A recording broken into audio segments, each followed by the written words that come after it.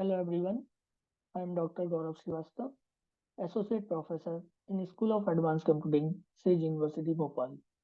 In this lecture, we will learn about the principles of modeling in object-oriented analysis and design.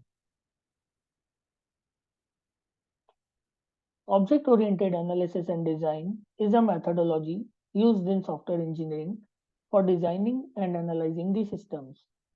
Modeling is a crucial aspect of OOAD, allowing developers to represent various aspects of a system in a structured and visual manner.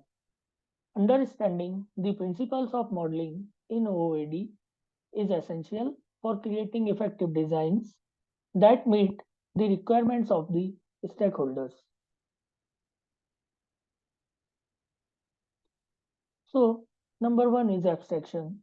Abstraction involves focusing on only the essential characteristics of an object or system while ignoring irrelevant details. In modeling, abstraction helps in representing complex systems in a simplified manner, making it easier to understand and manage.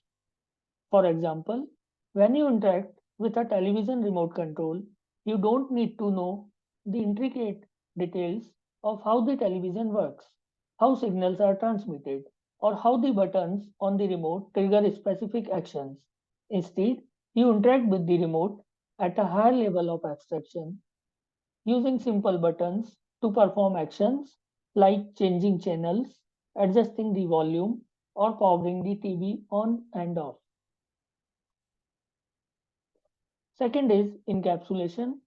Encapsulation refers to the bundling of data and methods that operates on that data into a single unit or class. In modeling, encapsulation helps in defining clear boundaries for objects, making them self-contained and reducing dependencies between different components.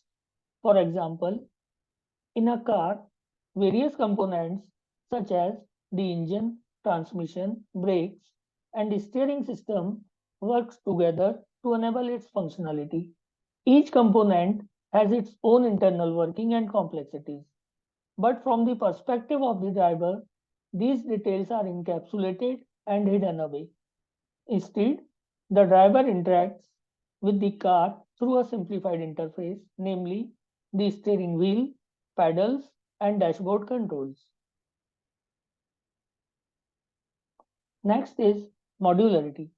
Modularity involves dividing a system into smaller, manageable units or modules, each responsible for a specific aspect of functionality.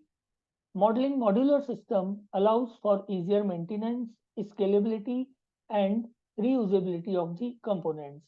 For example, a smartphone is a complex device that integrates various components such as the processor, memory, camera, display, battery, etc. Each of these components serves a specific function and can be considered as a module within the overall system. The modular design of a smartphone offers several benefits in terms of flexibility, scalability, and ease of maintenance. Next is hierarchy. Hierarchy organizes objects or modules in a hierarchical structure where higher level entities encapsulate lower level ones. In modeling, hierarchy helps in representing relationships and dependencies between different components of the system, providing a clear understanding of the system's structure. Next is inheritance. So as we know, inheritance allows one class, say subclass, to inherit attributes and methods from another class called superclass. Modeling interface inheritance facilitates code reuse and promotes the concept of is a relationship between different objects. Next is polymorphism. Polymorphism enables objects of different classes to be treated as objects of a common superclass. In modeling, polymorphism allows for flexible and extensible designs where different objects can exhibit different behaviors based on their types. Next is association, aggregation, and composition. These concepts define relationships between objects in a system. Association represents a relationship where objects are related, but their life cycles are independent. Aggregation represents a whole part relationship where parts can exist independently of the whole.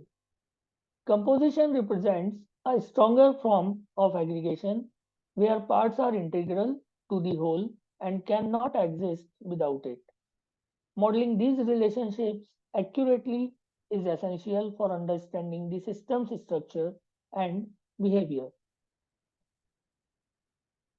In conclusion, we can say understanding and applying the principles of modeling in OOAD is crucial for creating well-designed, maintainable, and scalable software systems.